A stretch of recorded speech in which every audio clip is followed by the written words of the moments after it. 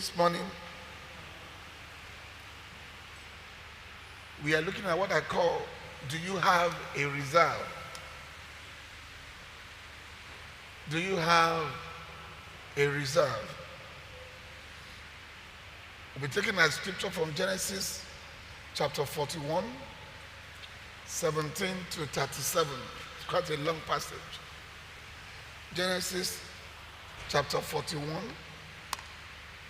17 to 37. Like I said, it's quite long. 41, 17 to 37. Then Pharaoh said to Joseph, behold, in my dream, I stood on the bank of the river. Suddenly 7 cows came up out of the river, fine looking, fat, and they fed in the middle. Then behold, 7 other cows came up after them, poor and very ugly and gouged, such ugliness as I have never seen all the land of Egypt. And the gaunt and ugly cows ate up the first 7 fat cows. When they had eaten them up, no one would have known that they had eaten them, for they were just as ugly as at the beginning. So I awoke. Also I saw in my dream, suddenly 7 hares came up on the stalk, full of good. Then behold, 7 hares withered thin and blighted by the sea's wind sprang upon after them. And the 10 hares devoured the 7 hares. So I told this to the magicians, but there was no one who could explain it to me. Then Joseph said to Pharaoh, the dreams of Pharaoh are one. God has shown Pharaoh what he is about to do.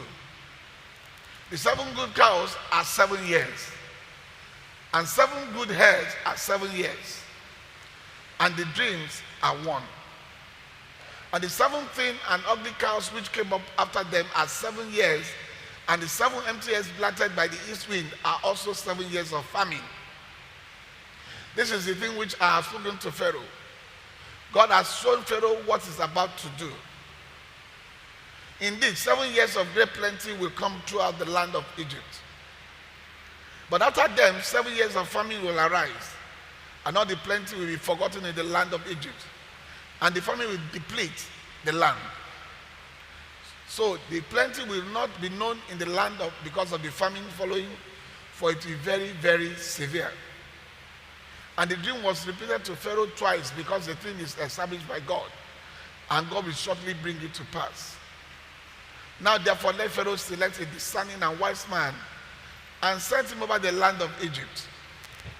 Let Pharaoh do this, and let him appoint officers over the land to collect 1/5 of the produce of the land of Egypt in the 7 plentiful years.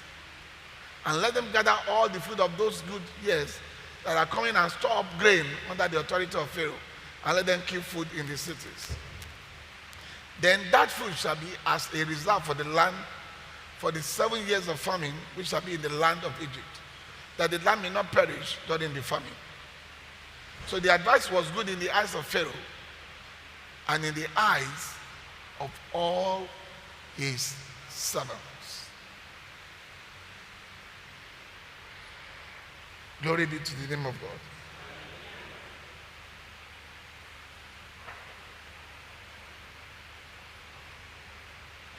Do you have a reserve? Do you have a reserve? That is what we are looking at this morning.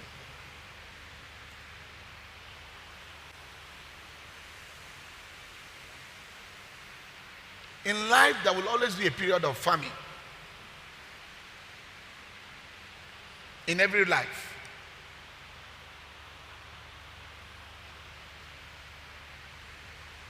There is no life that all through that life, everything will be wonderful, perfect and rosy.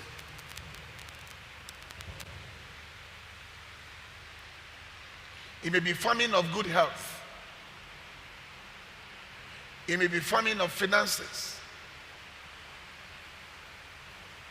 One famine or the other, each life will experience in its lifetime.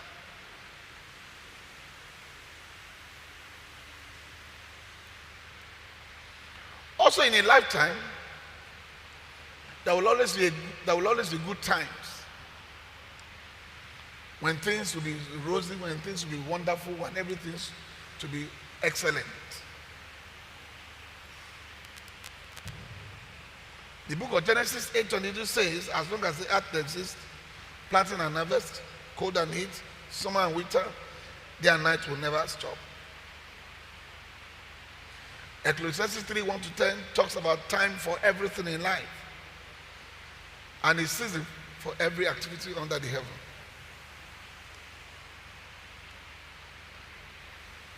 Now let us look at the dream of Pharaoh.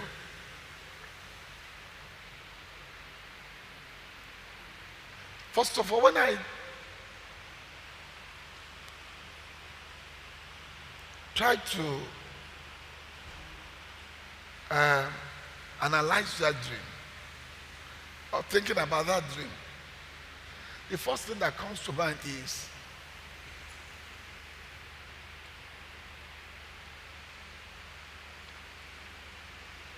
God, in his kindness and his mercy,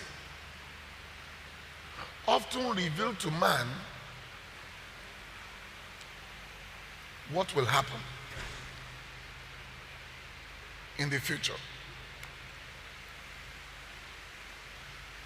Many of us here this morning, we may not know, but the position we have found ourselves today, it's possible that sometime before now, God had given us a sign, or had given us a revelation, or tried to warn us of the situation or the ugly situation we have found ourselves today. But somewhere along the line, we did not heed to the warning, or we take it as just an ordinary dream. Or maybe we lack interpretation, or we are not able to find the right people to interpret it for us. Because as you can see from the story, it's not everybody that can interpret dreams, no matter how simple it looks. They called the astrologers, they called all the magicians, they called everyone, but no one was able to interpret that dream except for Joseph.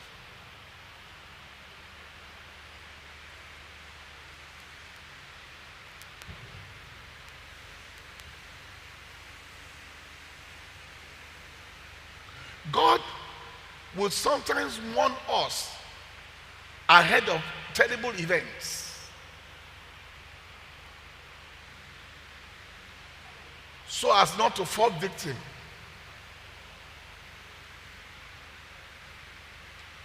of the terrible events that's about to happen.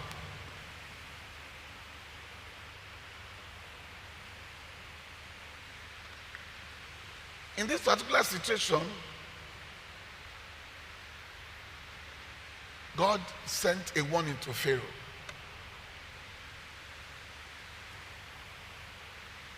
There's going to be 7 years of abundance,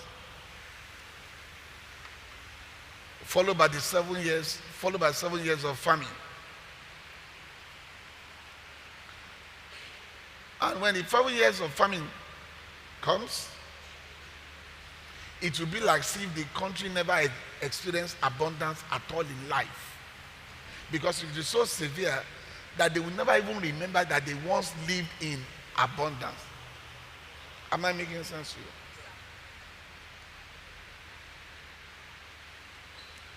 There are some people today in life, and probably even in this ministry and even in this church, even at this service today, that going back the way they have found themselves today, the way they are living now, if they said that they ever lived a wonderful life, that there was a time that they had everything at the beck and call, people will argue. You mean this man was ever in a particular position like this? What happened to him? For such people, beloved, it's also possible that before that situation came to be in their life, God warned them. But they did not pay attention. I want to tell you a story this morning, or something that happened on Wednesday midweek service.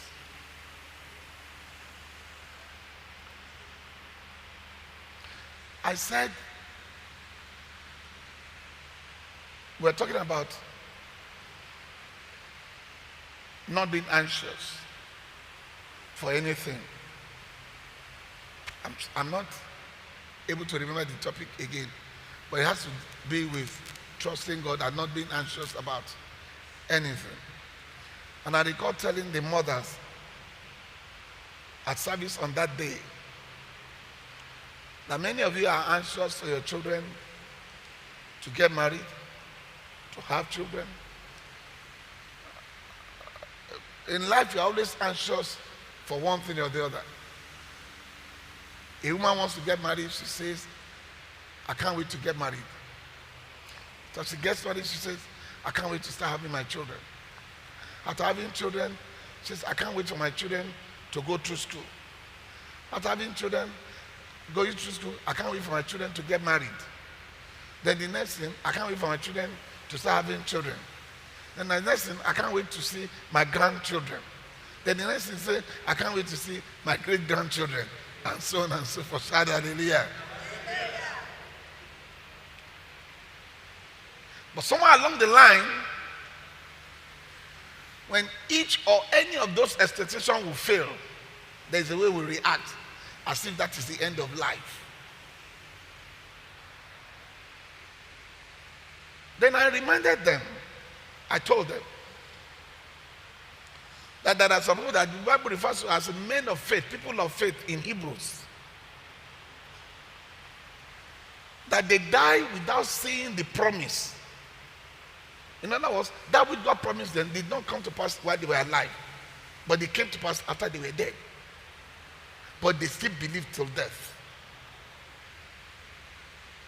And I told some of the mothers that were there and that I said, is it possible that some of the things you are anxious about are things that God will do for your children, but He will not do it in your lifetime?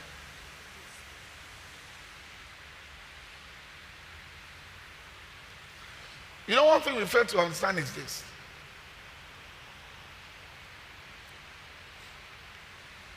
There is a part we will play in the life of our children, after which it is over and God will take over. And we need to know when it is over and when it is time for God to take over. Am I making sense to you?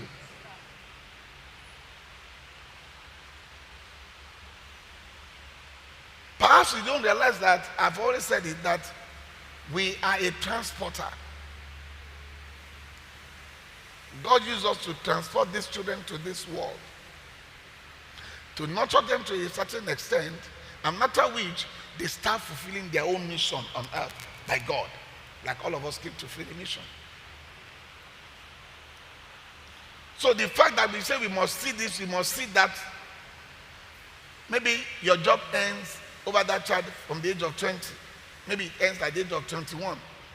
Maybe at that point in time, you have done what God expects you to do. Now, every other thing you want to witness is not part of the plan. It's not part of the plan to witness the baby. It's not part of the plan to witness the marriage. You have done your work. You have brought him here. You have trained him. And you have not nurtured him in the way of the Lord. It ends there. From that moment, it's just between him and God now. Am I making sense to you? Are you following me? But we don't understand this fact. So I said, supposing that is how it is, and that what I want to do in the life of this child, you cannot witness it, you have to go before I do it. It may have reasons. It may be to save you. Because there are some people that they don't know how to manage wealth. They don't know how to manage position. It can get to their head. For where I don't want to know, I can't determine this is why, but I'm just trying to explain. Am I making sense to you? So, but you are so desperate, you kept on crying. Said, okay, God said, okay, all right, come. Let's assume that God now comes and says, you know what? This is the thing. I want your daughter to get married. But the thing is that it has been written that you have to die before your child's marriage. So, and you are anxious. So, it's not yet time to take you. But if you are so anxious for that wedding to take place, should we take you now so that your child can get married?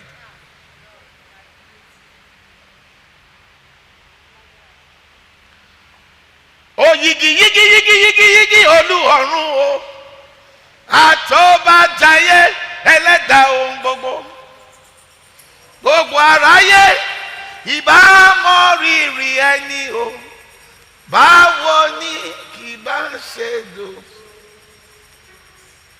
Àṣeyí òun lọ́lọ́run. It does as it pleases. And he never go against that which he has purpose. So he says, I have to take you. Should I take you now so that your daughter can get married? No. How many mothers will say, oh yeah, God, take me. Let her just get married. The truth of the matter, beloved, is that maybe we may find some one or two. But majority will say, oh, wash a year, me no wash it in me. No problem. But what I care for, tell me bad luck. God, you say you give her. No problem now. Now I'm okay. I'm at peace now. I'm not anxious anymore. I'm not anxious anymore. Don't forget. No. I didn't know before. You should have explained to me. Not that I know that is the case. God, no. No. In your own time. I trust you. In your own time, you can do it. I'm not going to work for me.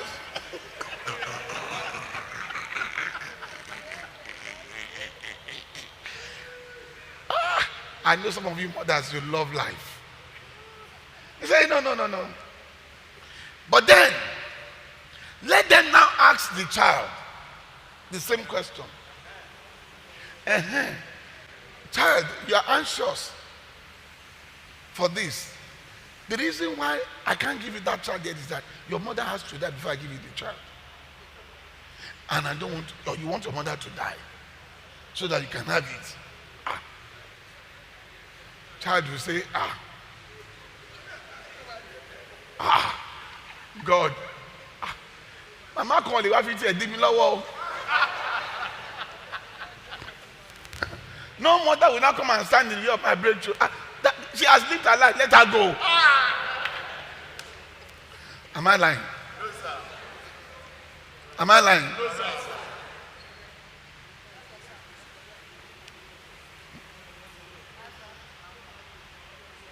Glory be to the name of God.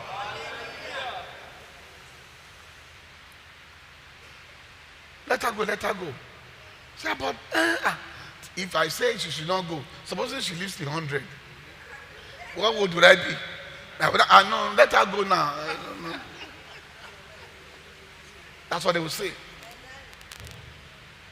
Now, when I said this to them on Wednesday, they didn't know where I was coming from or what I was trying to say to them. Now, I will conclude it today. This is the same child that some of them became prostitutes for. Listen, once you sleep with a man for monetary gain, you are a prostitute. It does not matter. I'm telling you, because what prostitutes does is they sleep, they collect money. That's why in those days when our parents are training us as a lady, when they are training the ladies, they will say, I say, oh, no, when the man is chasing you, you dare not say, oh, Rabata, he bought me this, he say, Am I making sense to you? It's called a prostitute. So you are trained to be content as a woman. Where would you say you collect the bangle from? Or the chain from? Unlike today, come and see what John bought for me. Never. Am I making sense to you? Am I saying the truth? Yes. And that is why in those days you hardly find ladies fall victim of 419 or ritualists. Because they are not even. It is those who are always. You see, men, those who fall victim of this ritualism, they are first of all greedy people. The men know that they like money, they like this, and they will use that thing to lure them in. And that's it. In those days, it was so. That's why you train your daughters. That's why they've gone to school to learn to be dependent, to learn to have not to be saying, "Would you buy this for me? Would you buy that for me?" No, because it makes them vulnerable to evil. Am I making sense to you? But that's one way we're going. So, this same child, you have become a prostitute for. This same child, you've gone through shame and ridicule for. This same child, you've sold your gold. You've sold your jewelry. You've sold your wrapper. You've sold your father's inheritance. You've sold everything for this same child. But this same child is also selfish and thinks only of himself or herself, to the point that if you have to die for him to live life, you should die. Am I making sense to you? Now, my point is that all through this period, while you are doing this for this child, you spent everything, including your reserve. Today you don't have any money because all your money you spent on your children. And now you are thinking that, and the mistake you make is that you consider it as an investment. I'm investing in my children. It's an investment. Let me make a point of correction there. It is not an investment, it is an act of responsibility. It is not an investment, but rather an act of responsibility. You brought them into the world, so you are responsible to train them. Am I making sense to you? Now, when it's an act of responsibility, you also know when to draw the limits. Because in acting responsibly towards my child, it means I must also act responsibly towards my own self and my own future. I must think of my future. But when I'm thinking about it as an investment, it means I'm putting everything I have into that thing, thinking that tomorrow it will be there for me. But that's the mistake you make with your children. And that's why parenting today has become very difficult, because when you start depending on your child to pay DSTV, to buy house, to pay house rent, to do this for you, to do that for you, because of the nature of the children that we have today, they will want to lord over you. Then they start dictating for you. You find out that you are no longer in charge. And somewhere along the line, you are not able to take the tough decisions because you will think twice, because they don't hide it from you by letting you know that, mommy, if you go too well, you will not see me again, no. Meaning you will not see my hand, you will not see my money. Meanwhile, all your investment is in them. And the kind of parents we have today are million buffeter parents who are not ready to go through suffering and drink garri. They are used to sugar. So they cannot suffer. Okay, oh, mommy might be go back to self, whatever one you like. And the only reason why is because they did not have a reserve. Because if they had a reserve, they would have been able to call off the bluff.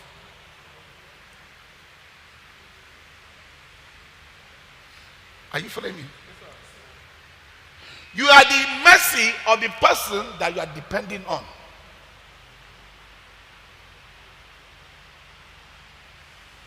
Do you get what I'm saying? Oh, children will do. It's an addition. Thank God for what they do.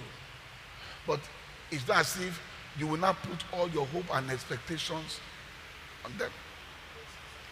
You need to prepare for your future. You need to plan your reserve. Are you following me this morning? If you are hearing me, shout hallelujah.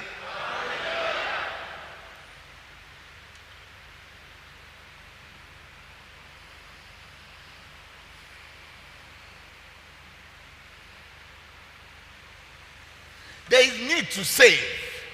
Now, in a country like Nigeria, where the system does not even help you to plan for your retirement. Those who work in government, okay, thank God that they are, but some of them, before they get their pension, is trouble. And thank God that for pension, because even for pension, for some of them, they will suffer today because they put everything on children who don't look back now. Am I making sense to you this morning? So there is need for you as an individual to plan your reserve. Now, from time to time, we tend to blame God for our situation when things are rough. And then we tend to talk about church. I don't know why things suddenly become like that. I had to change church because things are not just moving for me anymore. I don't know what happened. I don't know whether the sound of God has compromised. But all I know is that God never used to be like that for me before. Once I get it now, things are tight. And that's why I had to change church. We turned church to clothing that we change.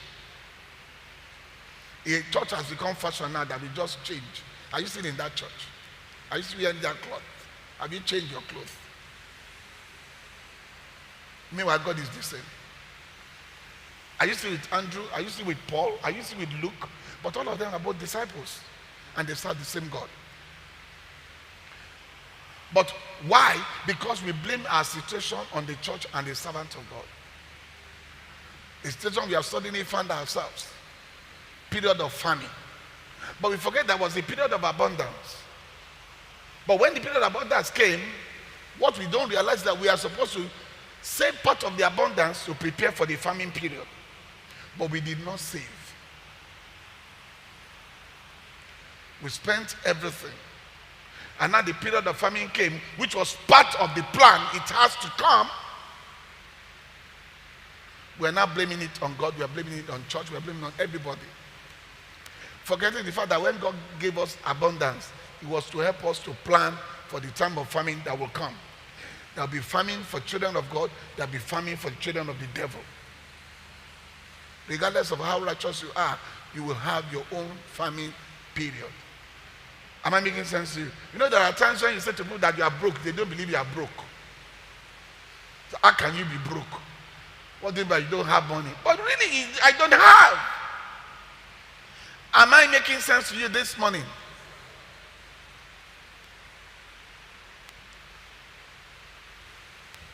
So, you put some savings aside.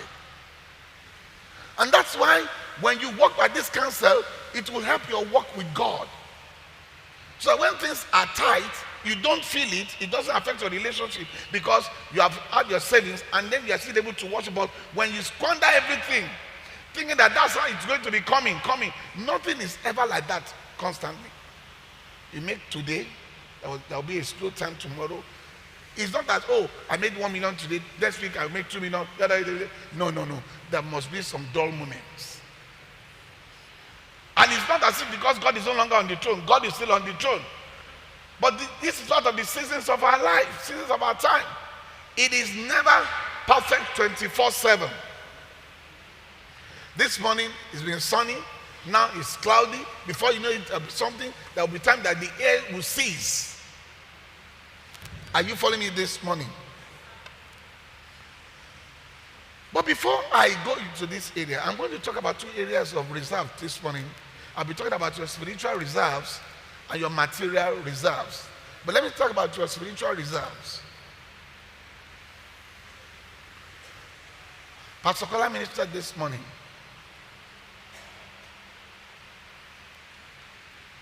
on the ability of God to heal us. The ability of what? God to heal. That God is always ready to what? To heal us.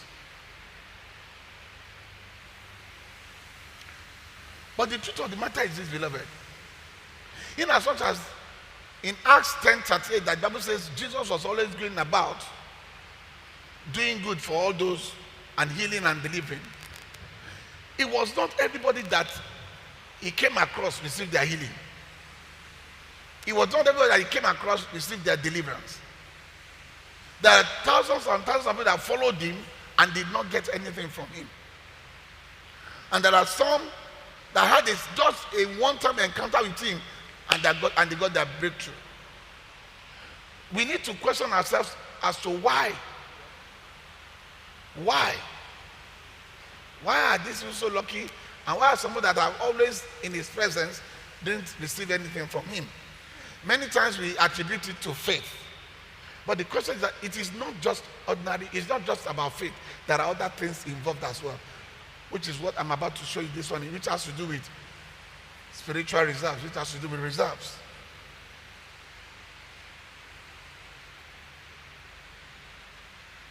As he was ministering this morning, I looked towards the technical. I realized, beloved, that thank God that we have trained some young ones on how to handle the technical department who will have been at the mercy of the technical crew, because the one that was supposed to arrange the sound system and everything came after we've started the communion service. But for the young ones who, thank God for the wisdom of easy, that said, let me be pushing this with them to be learning these things. They were the one that plugged and put everything in order. They came late. The keyboardist, the drummer, all of them came late. Now,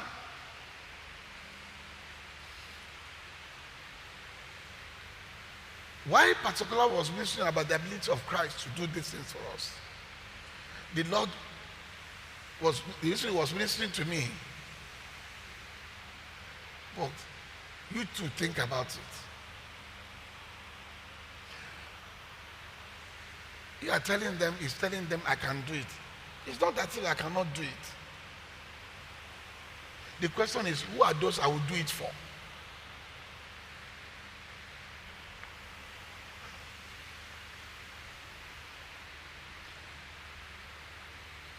For God to invest in you, you need to invest in God. For God to take interest in your life, you also must take interest in the things of God, in the things that is paramount and of great concern to him. Am I making sense to you? Now, when you stroll into the house of God without any particular reason, and you feel you can just come in, and then they don't say, God, come and give me. I want your blessing, give it to me. Then at the same time, God showed me something. At 4 a.m. this morning, we've been praying from the night.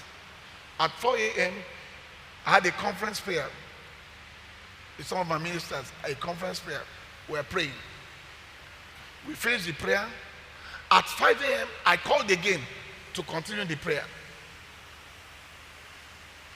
Am I making sense to you? And by 6, I don't know what time they got there, but they must have got there very early. They were here to set up the communion table. Are you following me? Now, someone that prayed all through the night to God, someone that did not read and everything, and by 5 it was more, we were praying for God's presence in church, where that's what we are decreeing His mercy for the church and everything. Wasn't really particularly about us, but for the church.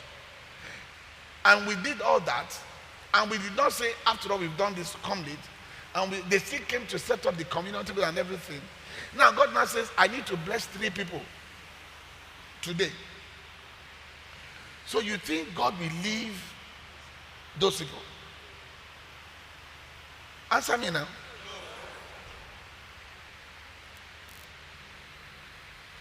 Àṣesílẹ̀ làbọ̀ábá.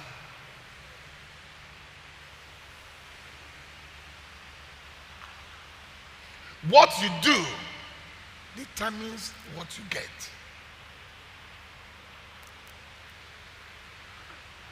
Last communion service that Pastor Kola ministered, he spoke about communion. The whole essence of communion, which was for healing, for deliverance and everything. But I remember that when we were young, There is this shot they used to give to us, not because we were sick, but to fight against sickness. The day sickness will come, they give us some shots. Am I right? It's immunization. They still give children till today. Communion is not just for the fact that those who are sick, but it's for also as a sort of immunization against sickness. You can call it like a reserve, something that you take in reserve just in case sickness comes to fight it. Am I making sense to you? Now, some don't even consider communion as important. Some, I will come later after service. Whereas those who come, even though they are okay, the day infirmity will come, that communion will serve for them as immunization against the infirmity. It's a form of reserve. Are you following me this morning? Am I making sense to you? Because the blood and the flesh of Christ, the body of Christ, is designed to heal us. That's the whole essence of communion. Are you following me this morning? So when we take it, it's like a spiritual reserve.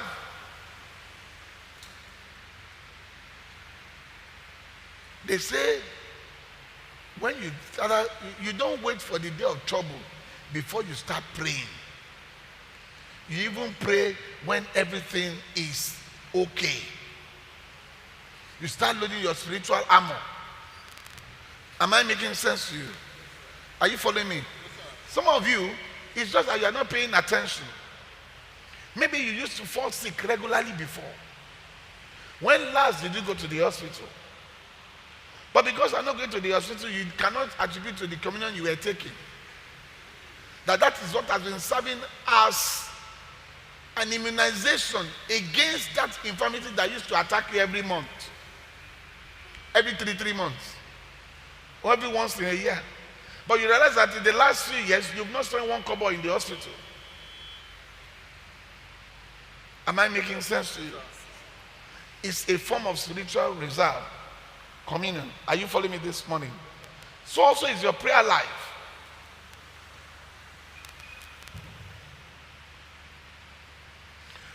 Your Bible say you fetch water because you are trying to prevent thirst. In your man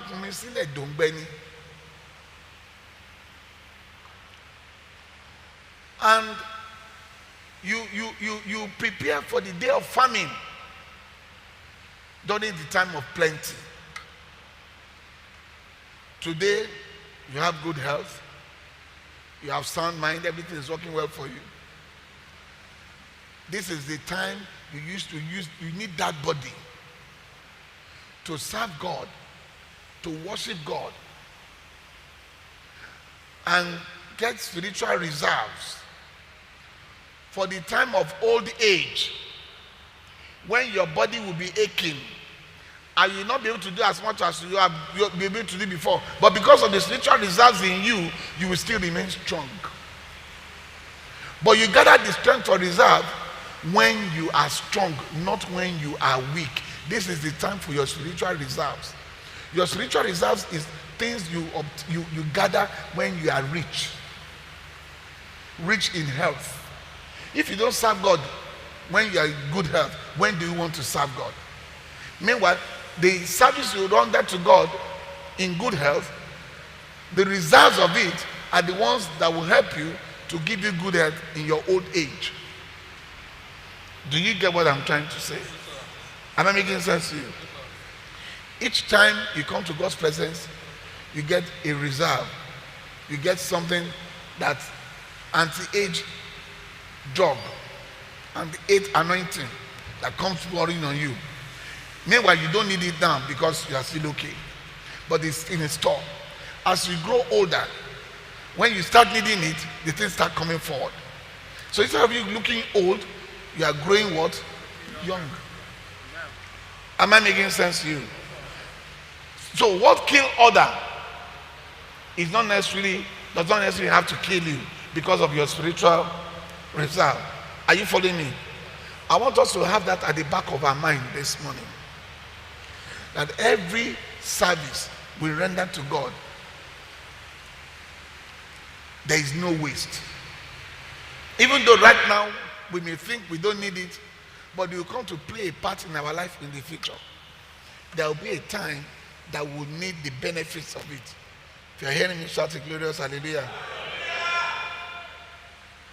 There was a woman in Acts of the Apostles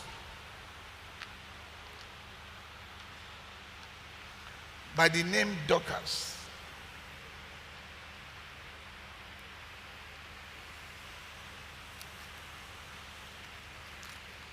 The Bible says Dorcas died.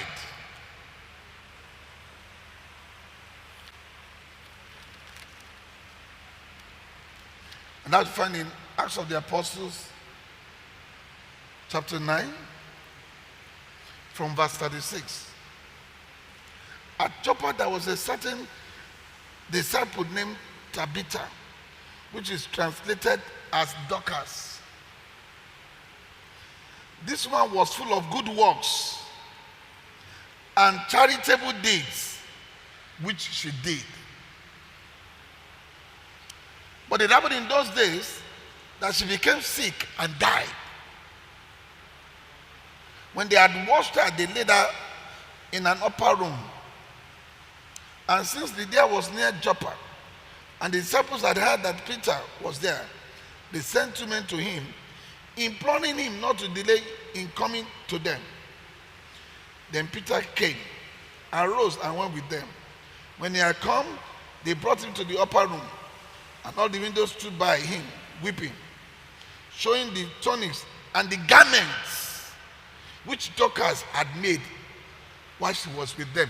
There was something that, not just that, that they can even show that this is what, look at evidence of what this woman did for us.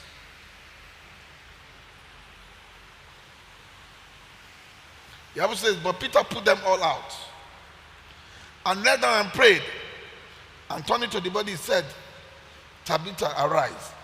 And she opened her eyes, and when she saw Peter, she sat up.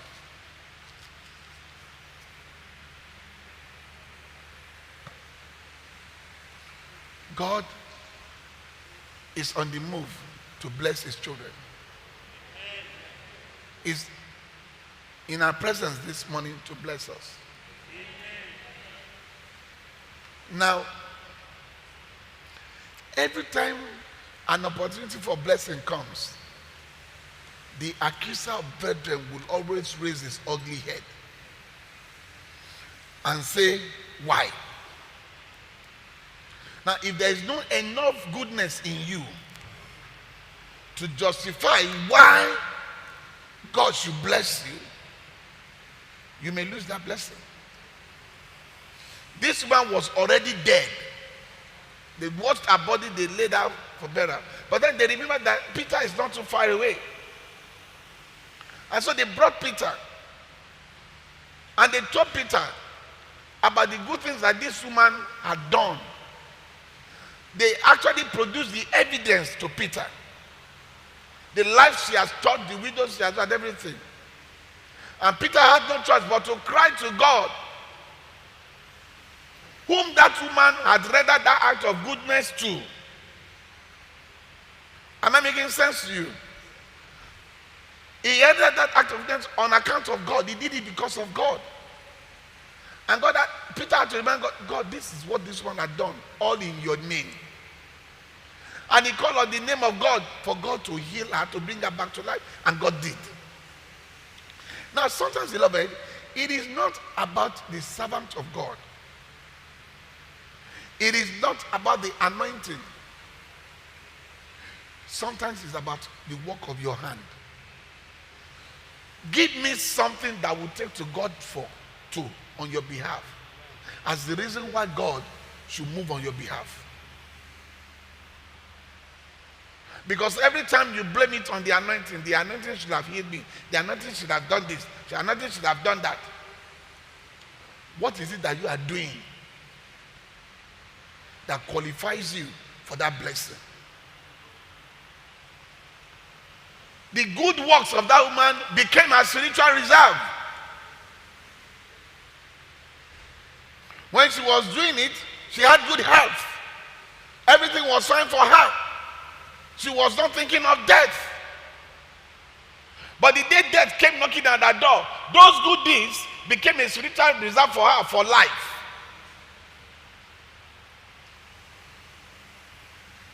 Am I making sense to you? All of us, we need one form of spiritual reserve or the other. It can come from the good things we do. It can come from our service to God. It can come from our praise.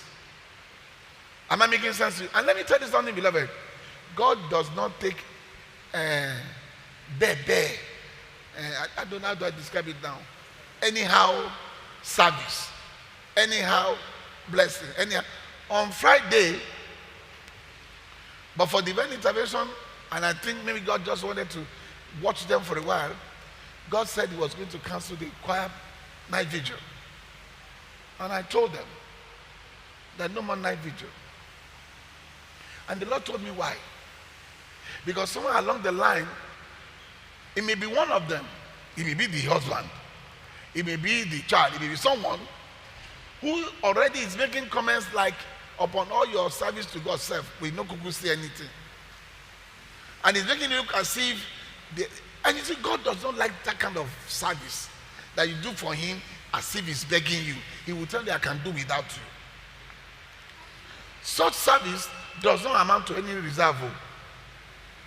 God will not even take that one at all. But the one you do for him from the bottom of your heart, and you see as if you have not even done anything, those are the ones that God receives. Am I making sense to you? I need you to understand what I mean by spiritual reserve so that you don't have it wrong in your head. Are you following me? When you can't as if I've not even done, when people say, with all the things you are doing for God, tell them what am I done? I've not done anything. Can I compare what God has done for you to what I'm doing for you? Please. The truth of the matter is this: who can measure his offering to the goodness of God in his life? Who can balance it? Nobody can balance it. God always give us more than we give him. So who are we to even say we are doing anything? And even the little we do is for our benefit. Like I said, it's counted for us as a spiritual reserve. Do you also what I'm trying to say? And we all need this spiritual reserve. Are you following me? Are you following me this morning? Now,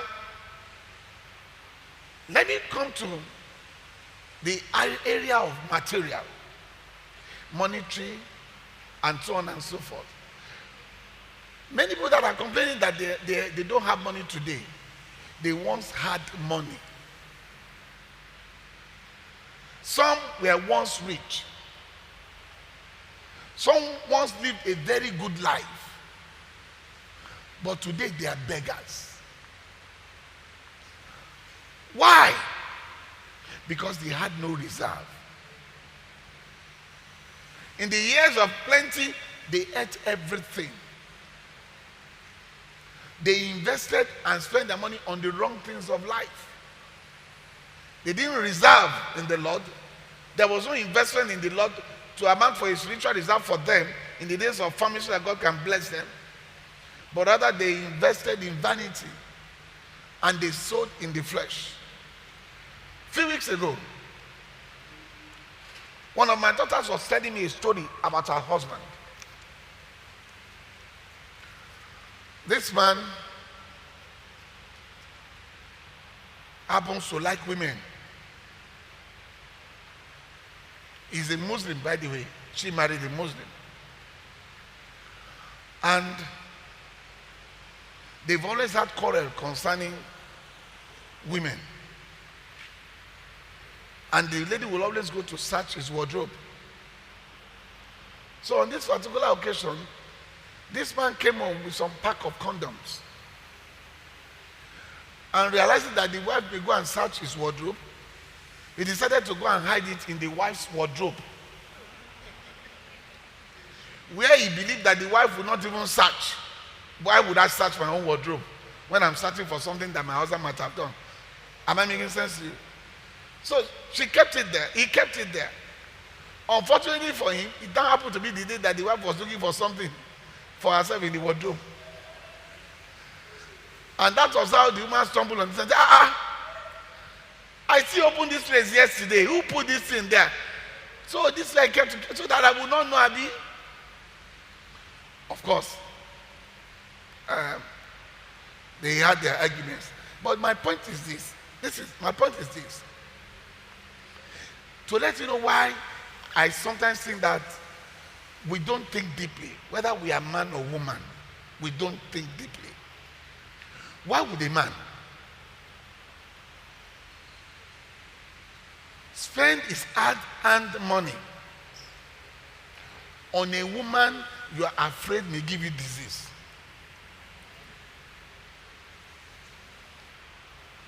I don't trust you.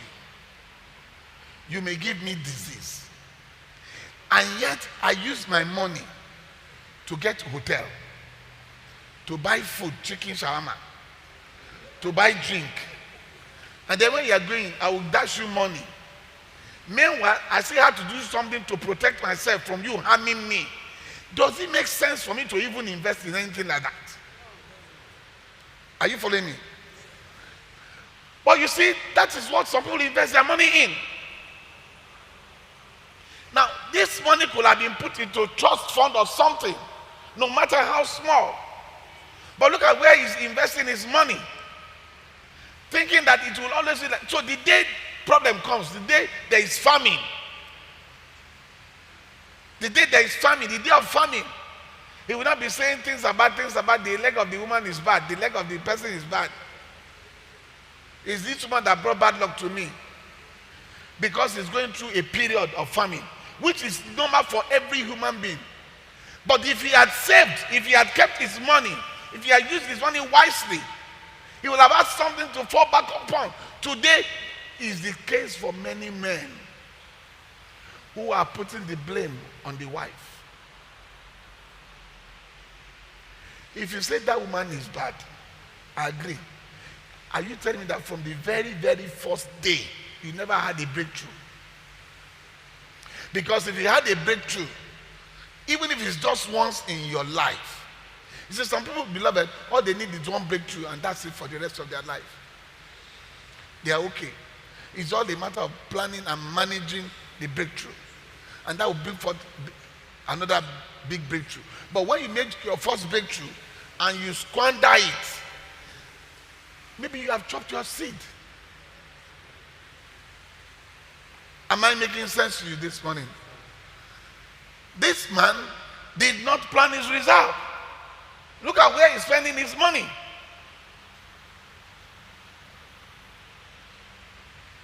The Bible talks about the prodigal sons, on the prodigal son story. The Bible says he squandered his money on wild living and prostitutes.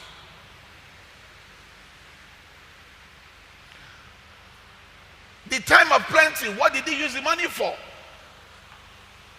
Now famine came, he now had to be eating the food that are given to pigs.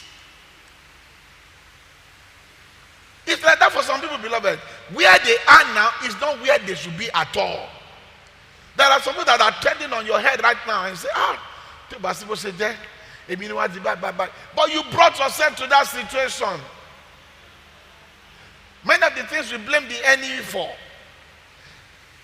it's not really the enemy. It's because we fail to heed to warning. That things are not just going to continue smoothly. There will be bad moments. There will be bad times. Don't let us fool ourselves, beloved. One of the things we are supposed to enjoy as Christians is divine wisdom. The ability to plan our future. That's what makes us unique and special. Not that we will not go through the challenges that other people will go through. We will go through them, but we will come out triumphantly because we have the ability and the wisdom of God to plan our life ahead. And that's why when things happen to them and it happens to us, they are looking at us and say, how you manage to happen? Because we have the wisdom to plan properly. Am I making sense to you? And God gives us that wisdom. But the question is, what are we doing with it? Are we applying it into our lives? There will be up and down moments in life. What we do when we are up will help when we are down. Are you following me this morning? So they said that he spent the money on white living. He ended up eating the food of pigs. There are many of children of God like that today.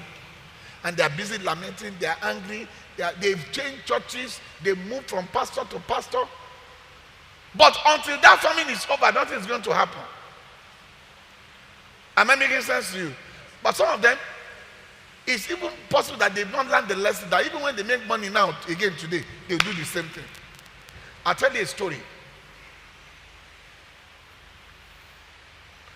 When I started in business, and I started receiving contracts, I was getting good contracts, and I was doing the job very well.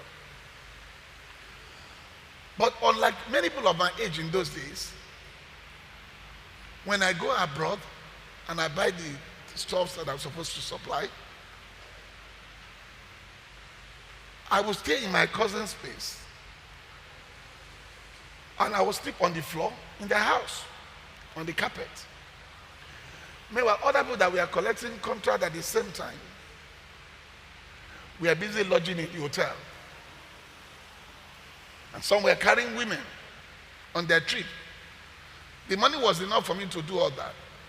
But maybe because I knew where I was coming from, and I'm too afraid to go back to that place. I had to manage, I had to save for the future. It wasn't based on the knowledge of the scriptures in those days, but it was just common sense for me. Seyi, you can't go back to that place, you better save, because this contract is not going to be forever. Save as much as you can save now. So in the days where there will be no more contract, you can use something to establish for yourself and be doing business with. That was what was coming to my mind. But there are others, beloved, that the only thing that was coming to their mind was enjoyment. Was what? Enjoyment. Traveling for stars, going on holidays, doing this, doing that, setting target for themselves that they must go on holiday 3 times a year, they must do this, they must do that. But I knew that was not the time for it. This was the time to consolidate and carry and get as much as I could. Am I making sense to you? And beloved, it was the seed that I refused to mismanage today that God enlarged for me. Am I making sense to you? Because rather than spending on white living, I said no. Let me put these things to saving. Are you following me? I could have spent it anyhow. Do you get what I'm trying to say? Many a times, beloved, we try to place ourselves in a position that we don't belong to yet. We make one small money and want to start acting like we are big. I started living my life. I started as a young man from Mafoluku, Oshodi. That's why I got a house in. It was 120 naira a month, a 2-bedroom flat. At that time, houses in Surulere were going for about 800 to 1,000 naira a month. I could afford Surulere, but I choose Mafoluku, Oshodi. My friends were saying, you know why? Because I said to myself, the money I will use to take house for 2 years in Surulere, I'll pay for 5 years in Mafoluku, Oshodi. God forbid anything happens. Within 5 years, I should be able to bounce back. And nobody will see my shame and disgrace. So let me stay here. Am I making sense to you? So at each point in time, I made sure I was not living above what I'm earning or equal to what I'm earning, but rather below what I'm earning so that I can have saving. Today's students don't do so. They live above what they earn.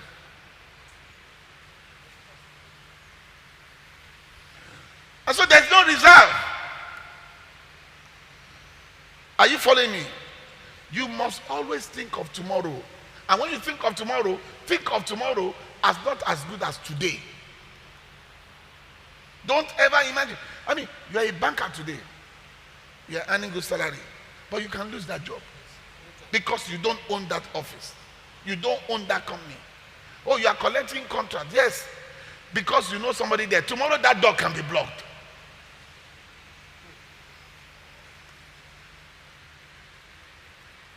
Am I making sense to you? You need to be extremely careful. Don't be too eager to say, I want to show off. Or else, you will end up in shame and disgrace. Are you following me? I was driving to church on a particular Wednesday, and they were playing the music. And it was about Ebenezer was praising somebody. And how was he praising the person? Tunde o, Tunde, Tunde o, Tunde, Tunde o, Tunde, Ode o, Tunde, our Femi o, Tunde, our Femi o, Tunde, our Kinikon, Tunde, Tunde o, Tunde. It was a live play. And I had somebody going to say, dollar loan, no, it's spending dollars. And then as I was saying, the man increased the tempo again. Oh, Tunde, Tunde, oh, Tunde. Then it then occurred to me, come on. The only thing this musician is saying is calling his name. He is not doing anything other than what? Calling his name. And just calling your name is making you to spend your hard-earned money. If that is the case, I can call your name 1 million times. Just give me the money. Do you know what I'm saying? How many of you that the musicians praise today are rich today?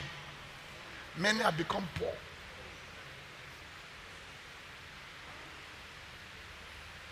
Do you get what I'm trying to say? The rich ones don't do that too. They are very careful. If you like call their name from now till tomorrow, they know what they will give you. They will not even come before you. They will just send somebody so that I don't get, just go and give you. Tell him I say bye-bye. Are you following me this morning? So I said, why would somebody be spending money like this? And that's what it's responding to. Many of you, we don't recognize it when you go to a party. And you like what you like party, you like it. By the time they call your name,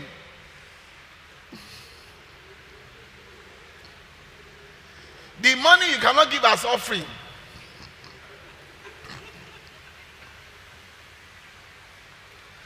You have donated to the people. And then your head is swelling. Then by the time you leave the party and you get to the following morning, you say, more broke child.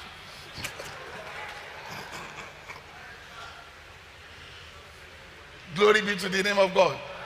If it is possible for you to borrow money in that party, you will borrow. That is called stupid investment.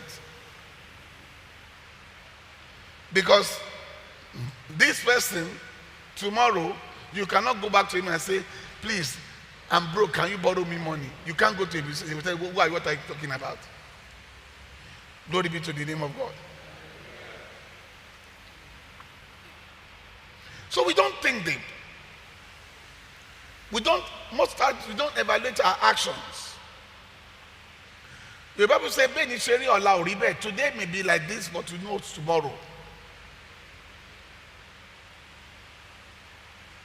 Things don't necessarily continue on the rosy path 24/7. There will be down moments. And that's why we need to plan.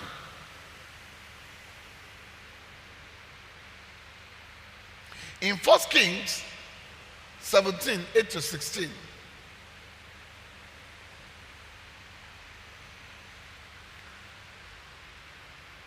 And this is talking about the right investment.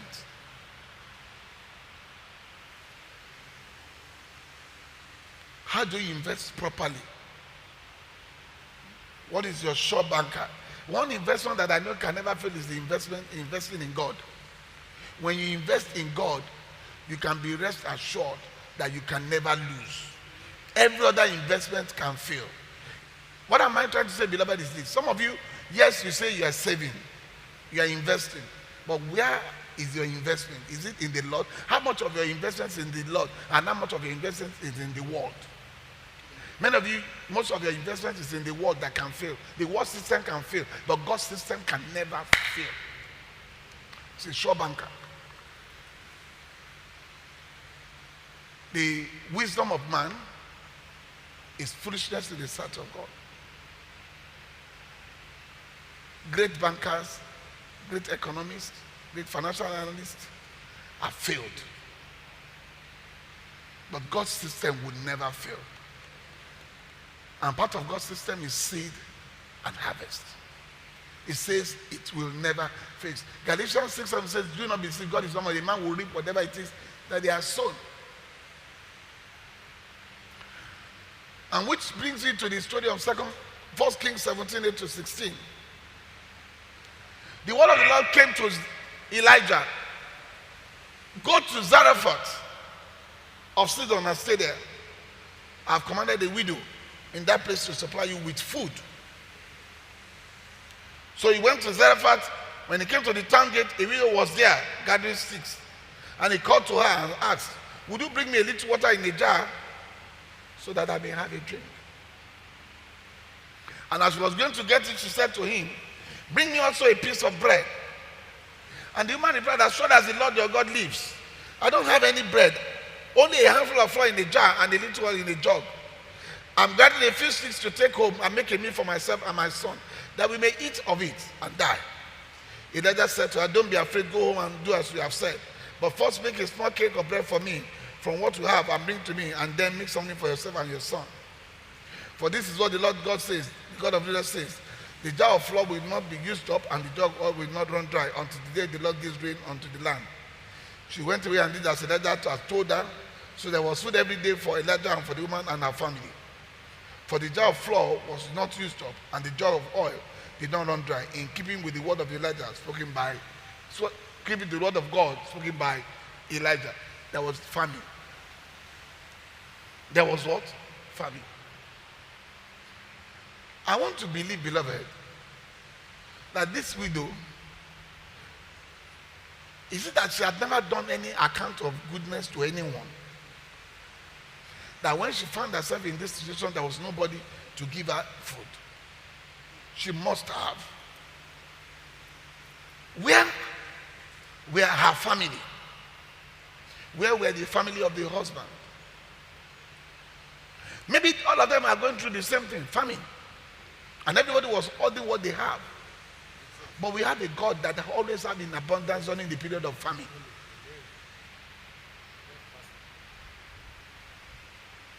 God is never short of food during the period of famine. There is no famine with God.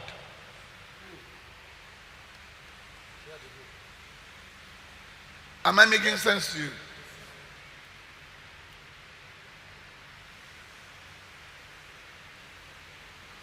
They often say, physician, heal yourself.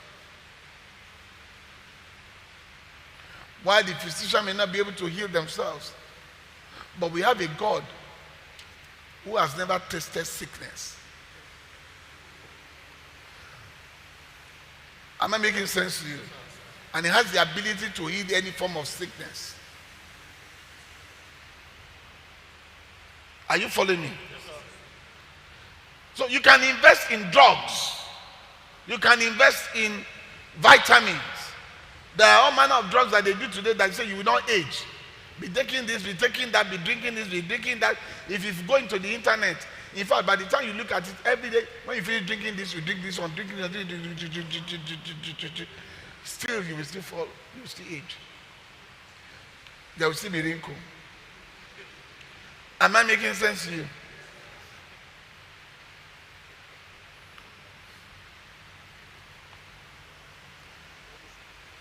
There's a difference between somebody that's enjoying the peace of God.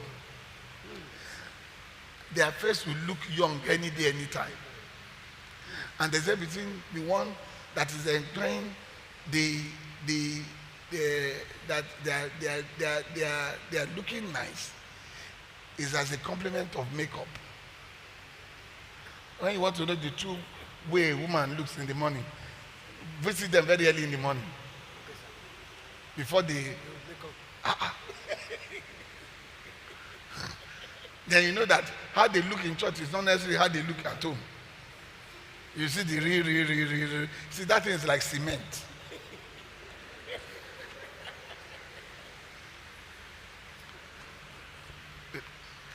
But when you invest in the Lord and you have the peace of the Lord, you look young as a baby any day, anytime. Am I making sense to you? If you are hearing me, shout hallelujah. Hallelujah.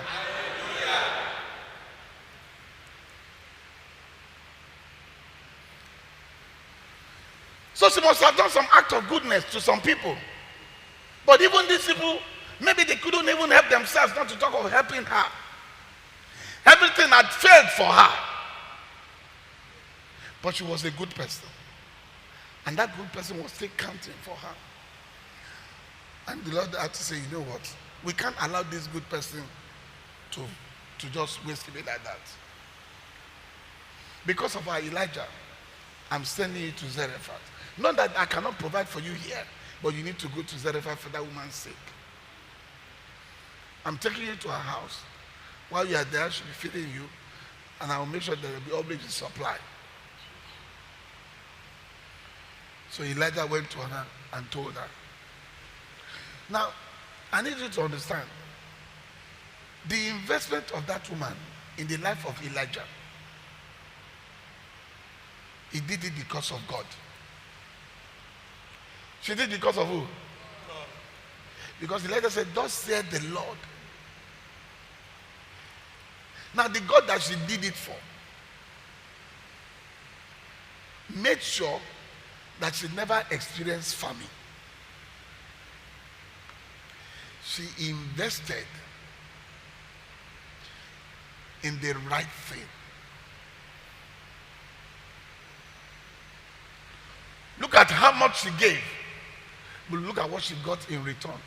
She gave just a handful of flour. But she got plenty that she lived on throughout the famine period. It was just little. But look at what she got.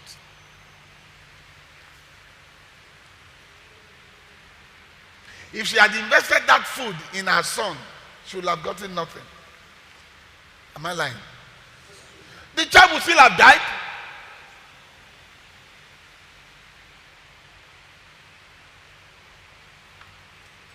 But she invested in the Lord, which is a great lesson for every believer. When the opportunity comes for you to invest in the Lord or invest in anything else, what would you rather choose? Every time we ask God for a blessing, God will give us opportunity for us to get the blessing by giving us opportunity for us to invest in something. One of the things I hear people say is this. When they say there is a need in church, they will say, if I'm like those rich people now, honestly, I won't even allow pastor to say anything. I'll just do it.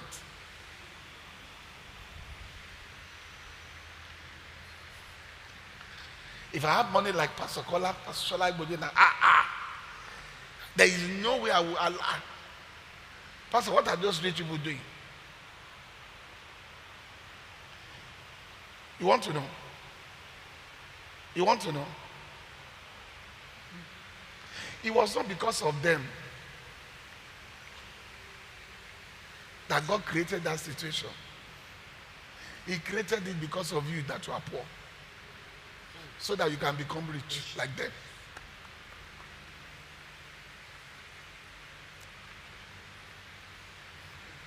They rich, they give, they can only become richer. But you are poor. You are the one that needs to become rich. An opportunity for you to sow to get rich has come. This is your opportunity. Don't look at them. You want them to carry everything again.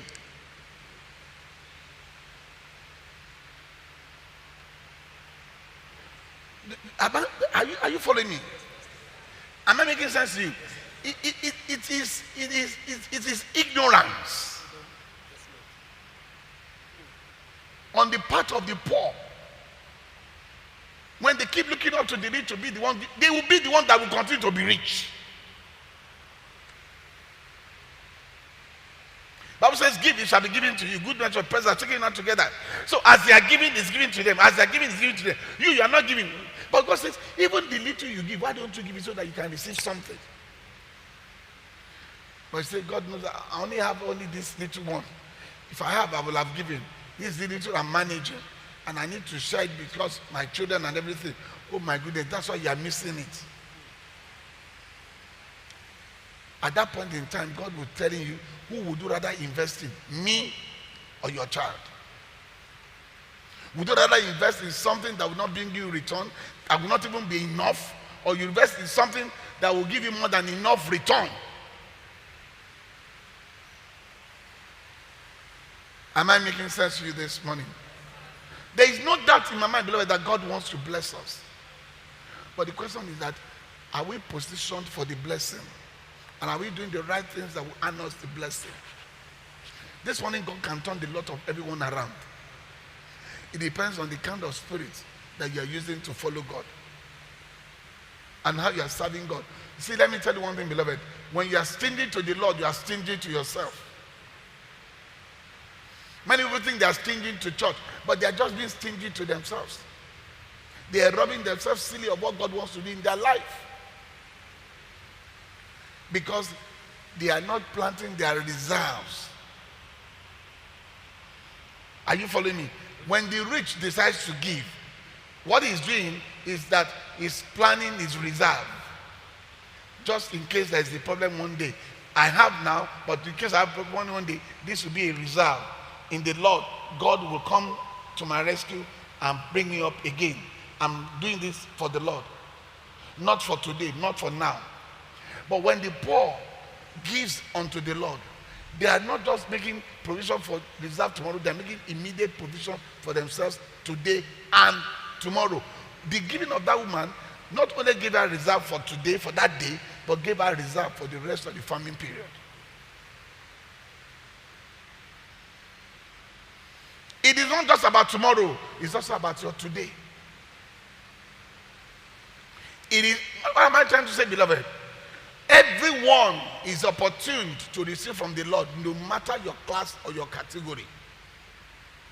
There is always something to use as a reserve, to sow as a reserve for the next meal. Next meal, you can be saving for the next meal.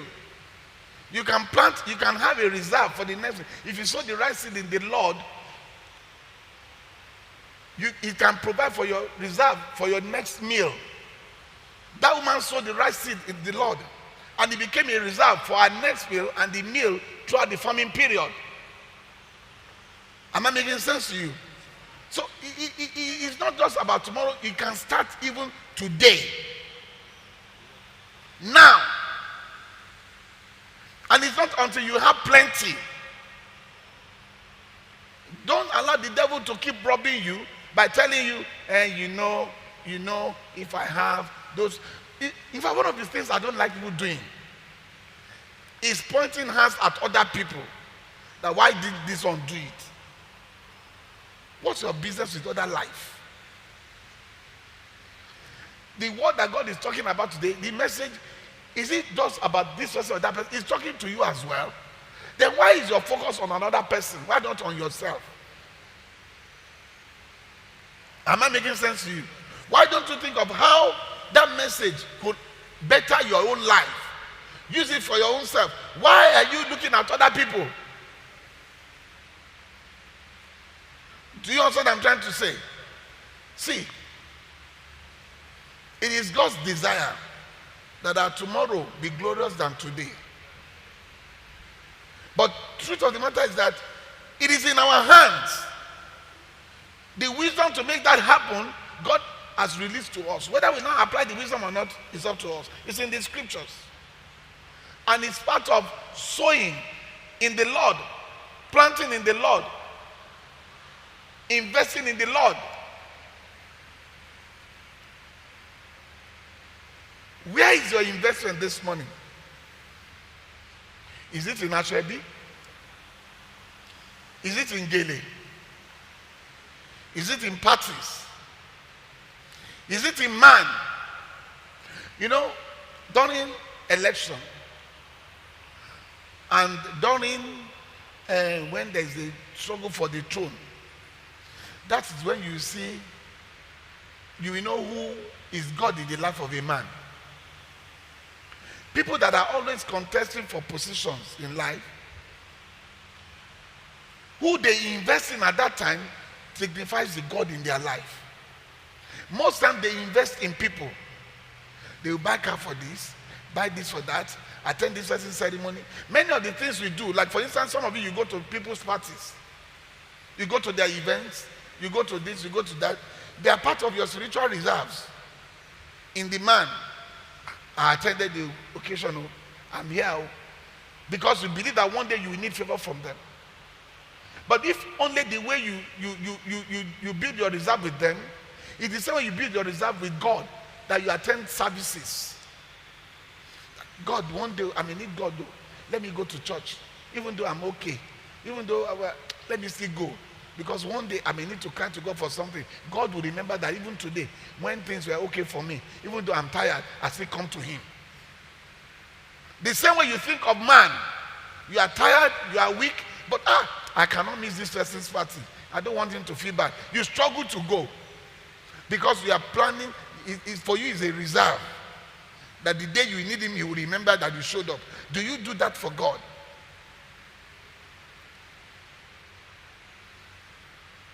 The way you honor man, do you honor God?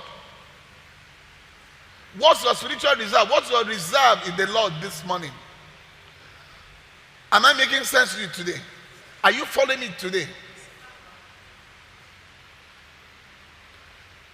So when there is a tussle for the throne or position, then you see people giving this, giving that, dashing this, dashing that. For them is a reserve. They're planning a reserve so that when it is time, they will speak for their people. But many times these people fail them. These people that they have invested in, they what? They fail them. But we have a God who will never fail. He would never ever fail. Investing with God will always yield great dividends. There is no investment in God that has ever failed. One of the things I teach my children to do from a very early age is to invest in God. To invest in God. Teach them to give offering. Teach them to pay their tithes. Teach them to do things. Teach them to help others. Teach them to always do good. They are investing.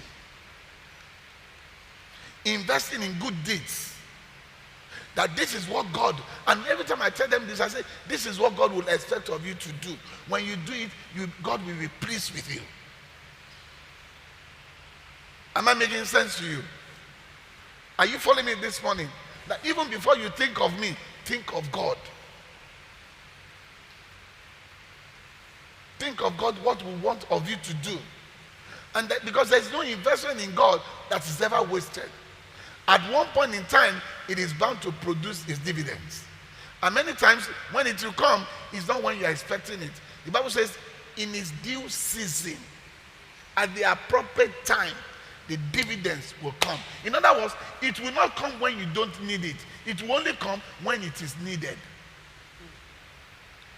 Some of you are saying, I give. But nobody is giving to me. I'm always the one giving. Olodo. See, you are giving. But you are not in lack. Because you are not in lack, you don't need. What you are giving, that means it's not yet time for me to give to you. Because you really don't need anything now. When it is time for your need, and maybe it might even be a saving for your grandchildren. If you don't need it till you die, I will pass the investment on as an inheritance to your children and your grandchildren. So at one point in time, someone in your lineage will reap it. No investment is wasted in the Lord. It's our ignorance that just robs us of this knowledge. Are you following me this morning? It is never wasted. It is never ever wasted. Investing in the Lord is the best thing you can ever do in your life. And it's the best form of spiritual reserve. It's the best form of reserve that you can build up for yourself. Are you following me this morning? It will make way for you on the days of famine. It will make provision for you when you are in need. And that's all you need, to be rest assured that your tomorrow is secured. You imagine being able to walk and be confident that no matter what happens, I'm sure that I'm secured tomorrow. I can be sure that everything will be okay by me tomorrow. I can be sure that my tomorrow is secured. No matter whatever the state of Nigeria may be, I'm sure that I will always have, I will not be in lack. That's the position the child of God should be. But you can only get to that situation when you have done the right investment and you have planned your proper reserve in the Lord. Because man can fail. Are you following me this morning? A little investment in the Lord can see you through for the rest of your life. And so much investment in the world can collapse one day. It depends on which choice you want to make this morning. This morning, I want to help us. I want to help us.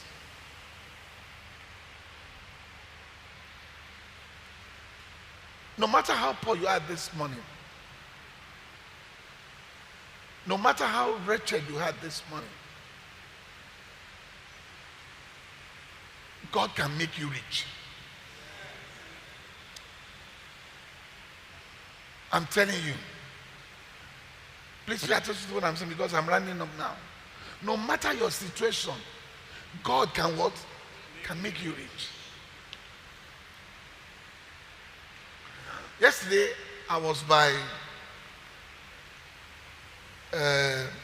Deeper Life Church. I had to go to that area. And I saw the building, and I saw the road, and I saw everything.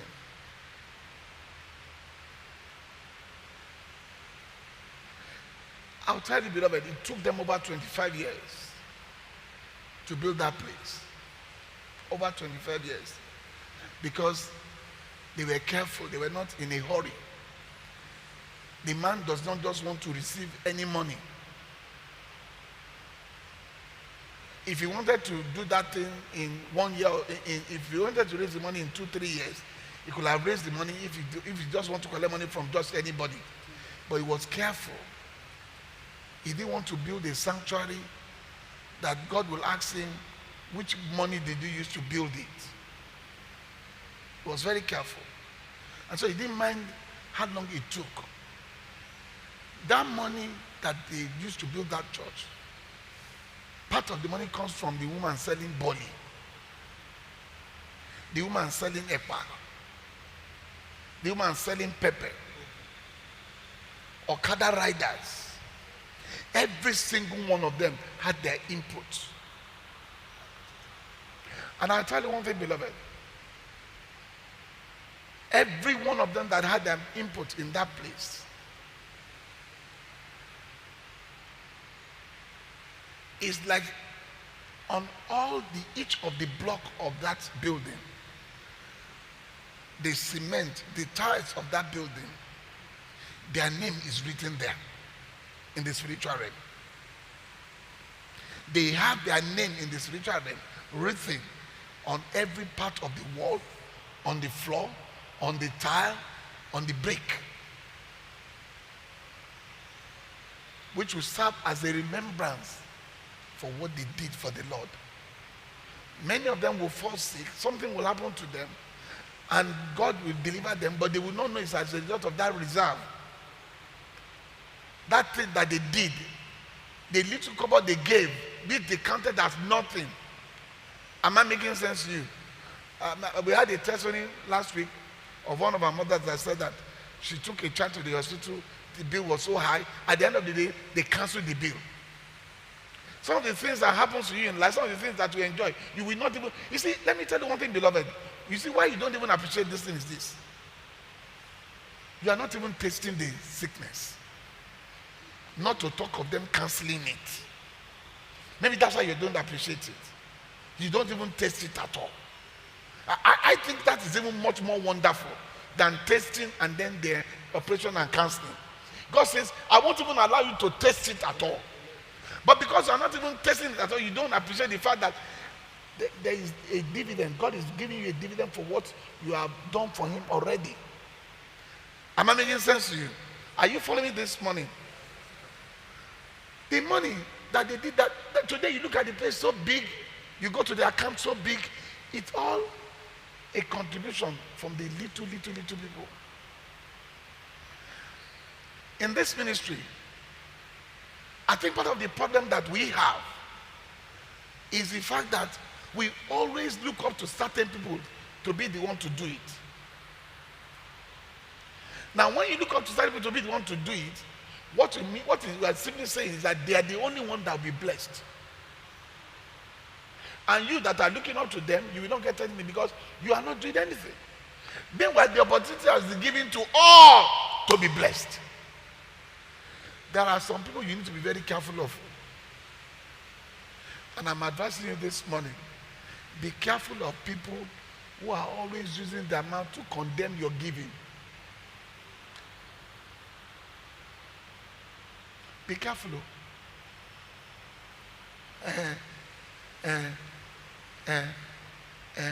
Don't listen to them. They are robbing you. Devil will always plant his agents in every place where there is the goodness. And they don't write devil on their face. And most times the things they say always look as if it makes sense. But honestly, it's foolishness. Like if they tell you, I don't know why pastor is bothering us to do this, to do that. After all, there are people that are rich. I mean, pastor could have just have called few of them and they will do this thing. It will make sense at that time to you. Am I right? Am I right? It makes sense, Abi. But look at it very carefully. The opportunity was not created for the people that are rich. It was created for the people that are poor so that they can sow and reap. Do you get what I'm trying to say? Why push your blessing to somebody else? Every time there's an opportunity for things to be done in the house of God, it's first an opportunity for the poor to become rich. See, God, if God were to come down and say, Seyi, I want to do something now, and I need you to receive from your children. But listen carefully for me first. Receive from the willing poor first, before the rich. That's what he will say. Give the poor opportunity first. Because the other ones are already rich. They've done the right thing, they are rich already. Let me bless this one too. And I won't go against my principle, which is about seed and harvest. So you know what? Give an opportunity for them to what? To be rich first. Collect from them. Then when they are finished, you can now pass the remnants to the rich. You say, you can now, but give the opportunity to the poor first. It is considered that, see, the Bible says there are many widows in Zarephath.